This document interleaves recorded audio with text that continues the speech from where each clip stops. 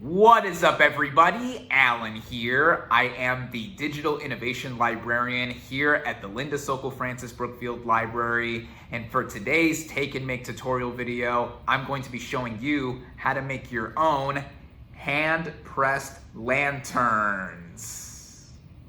Now, the materials you will need, as always, were found in this month's Take and Make kit, which were available on the second floor here in the building, in front of the reference desk. And inside the kits, they came with a balloon, some pieces of tissue paper, some string, and 2 key rings.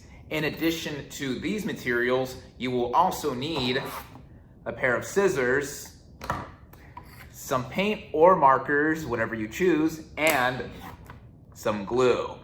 Now, the first step to making your hand-pressed lantern is to take your balloon and simply blow it up. Now, you don't want to blow it up to too big of a size, as you'll see within the next step, you are going to partially cover it after it is in form.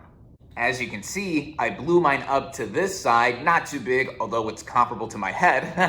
And what you're next going to do with the balloon is you're gonna take the multiple pieces of tissue paper and the scissors, and you're going to cut them up into little pieces so that you're able to cover half of the balloon with them. As you can see, I cut up my pieces of tissue paper like this. You can go ahead and make them smaller or any size that you would like. But like I said, with the size of your balloon, you want to cut them up so that you'll have enough coverage for half of it, which will then prompt you to go on to the next step, in that you'll take each individual piece of tissue paper and layer it to cover half of the balloon with your glue. You can use regular white Elmer's glue, or in my case, I'm going to be using Mod Podge. As you can see, I already started layering some Mod Podge onto half of the balloon, and I'm also going to start lathering and layering on the tissue paper onto the balloon. And with each layer, I'm going to take some more Mod Podge to go over it so that it'll stay and harden to be thick and consistent. As you can see with the quick job I'm doing, I layered half of the balloon with the tissue paper and the Mod Podge all over it. And after you have it all there, you're gonna have to set it down for a little bit and wait for it to dry, and then go on to the next step. Once it is all dried up, you will go ahead and then pop the balloon while still maintaining the shape of the lantern.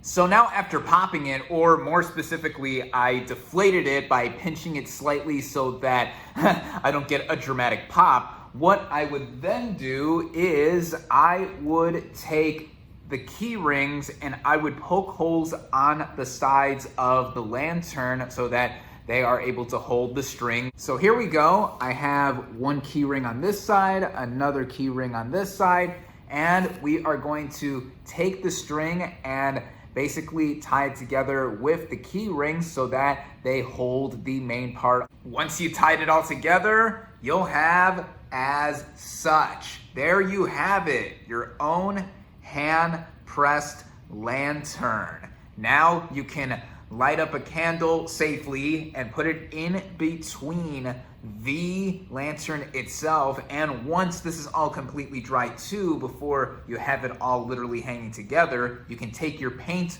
or your markers and you can draw on it and make it your own styling. Thank you all, as always, for watching, and as always, happy crafting.